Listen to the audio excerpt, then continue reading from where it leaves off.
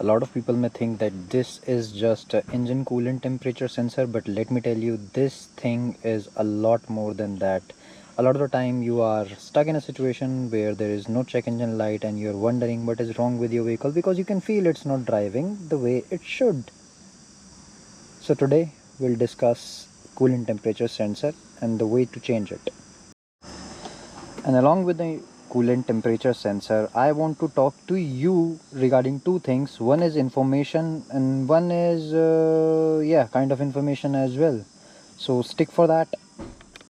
And why are we talking engine coolant temperature sensors today? Because I'm getting a check engine light related to that, and by the time we connect this OBD tool to the interface, I want to talk to you. So recently what happened is a few days back my Gmail and YouTube got hacked, and the hackers somehow did some live stream which was against the community rules of the YouTube, and the channel got removed. So that is but somehow after a string of mails over like a week, because of the YouTube team and creator support, I got everything back. But from that time onwards, the whole algorithm is all over the place. So that was the first piece of information. And the second piece of information, a lot of people ask me that why you never asked to subscribe or like or anything like that. And the reason for that is almost 8 years back when I started, I had a target in mind that the day this channel will have 150 videos, I'll ask for it. But over the duration, I lost the track of numbers, and today we are on video 189. So today I'm actually requesting you that if this channel ever provided you with any sort of value, this I guess is the time where this channel needs your subscriptions the most. It's not gonna take anything out of your pocket, but it will help the channel a lot. So now back onto the topic. So now we are connected to the interface, and the code is P218500, temperature sensor 2 circuit high. It has two temperature sensors. One is inside the engine core and one is at the radiator outlet. This one is at the radiator outlet. Let me show you how to change it. And there's very interesting fact that is going to help a lot of the people who don't even have this check engine light but somehow still cannot figure out why their engine sometimes runs rough without MIL lamps. I'll give you a way to check that. This is the location of our ECT, engine coolant temperature sensor. This is our radiator coolant reservoir, and straight down you can see this thing right here. This is ECT. What you have to do is like press this electrical coupler and pull it out. It's not going to be that tight, and then you have the sensor. So just by removing this clip out, you can pull the sensor out, but that is not going to be the first step. The very first step is going to be going back to the reservoir, open the cap. And why? Because if there's any kind of positive pressure inside the system, it will force a lot of coolant out, and we don't want that. So step 1 is complete. Step 2, close it back, seal it back again. Why? Because the positive pressure has been released now. Now I actually want that it creates a negative pressure so that it actually restricts the amount of coolant that is going to get wasted. So what we have to do is we have to pull this clip out. If it's not possible by hand, then you can use a screwdriver.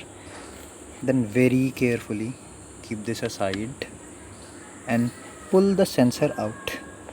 There is going to be a bit of coolant loss. There is also a rubber gasket as well. You need to be safe with that thing as well.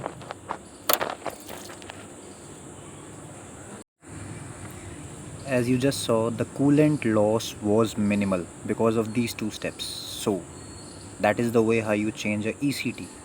So a different sensor in. Now what you need is just plug the line back after inserting the retaining clip, obviously, and connect it. Now as you can see, our warning, which was in red earlier, got green, so that we can clear this fault. and the problem is gone. Most important thing about this sensor, a lot of people think that it is just a coolant temperature sensor responsible for turning on or off or deciding the speed of the radiator fan. Yes, it is, but when it starts to mess up, it messes up bad. And why I'm saying so, because a lot of time you have complaints that you don't have any check engine light but your car is not running right, and someone who drives it every day can feel it the moment it starts, because the cold start is not like normal, or no, it's not driving that smooth, it's a bit rough today, the gear shifts are different. So the only reason for that, and there's a test for that, but the problem is you can't do that test right now. That test will be performed on a cold start, not even on a cold start. That test will be performed before a cold start, where your engine is in like sitting the whole night after like at least 8 or 9 hours. What you need to do is open your like whatever diagnostic device you have, OBD11, VCDS. Check the temperature of all the temperature sensors you have on your engine. If any one of those 3 or 4 sensors, as far as I know, I have 4 sensors, including 2 coolant sensors and 2 intake sensors, one in the intake manifold and one is in the charge pipe just after the intercooler, which is included with the pressure sensors. Their reading should not exceed 3 degrees. When I say this, what I really mean is, if one is showing you 21 degrees Celsius, 20 degrees Celsius, then all of those 3 or 4 sensors should give you a reading of max to max 22, 23 or 6, 17 or 18. Not more than 3 degrees of difference is what you want. And that is one of the reasons why a lot of time we can't just figure out why our car is not running right. And you can actually go ahead, if you want to be like exactly going full on with it, you can do the same with vacuum sensors as well. But before doing it, make sure that a little bit of a vacuum get retained in your brake booster. It still has vacuum. If I press it like 4-5 times, the pedal would get hard. Done. I can't press the pedal anymore because the vacuum is gone.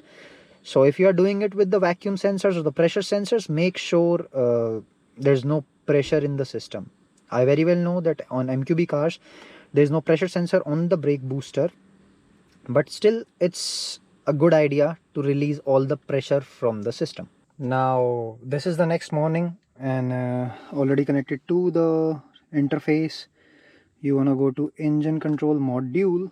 And why this temperature data thing is so important, because a lot of times we consider that and why this temperature data is important, because a lot of the times we just ignore this thing, but we barely realize this fact that temperature is very important for the engine control module to decide fuel trims, to decide cold start compensation, to decide load compensation, and a lot of different things. So what we want to do is you want to go to the live data segments and just type temperature, coolant temperature, intake air temperature, outside air temperature, coolant temperature, and just intake air temperature, voltage, we don't want voltage,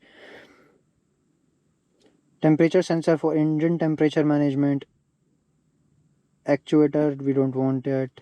You can go ahead and check the oil temperature sensors as well. We don't want angles, we don't want duty cycle T. And mind it, this is before like starting the vehicle. 35, 35.7, 36, 37. Intake air temperature, which is showing 40 degrees Celsius, can be the next thing which can go out, or this can be one of the reasons why a car sometimes like go rough, because it is reading like from the base value of 35, 36. Okay, this is changing 36, 35. There is a fluctuation, but at the same time coolant temperature sensor and intake temperature sensor is in the 3-degree range, so I don't think that's going to be a big issue. And outside air temperature is 36. There's a 1-degree difference, and that is what we actually want. We don't want the raw value in voltage. So there's a 1-degree difference. Ideally it should be in the 3 degrees Celsius category, but I have to consider the fact that the front of my car right now is in direct sunlight, so it could affect. If you have like underground parking, that's the best case scenario. If you have covered parking, that's a best case scenario. So that is how you check the temperature sensors.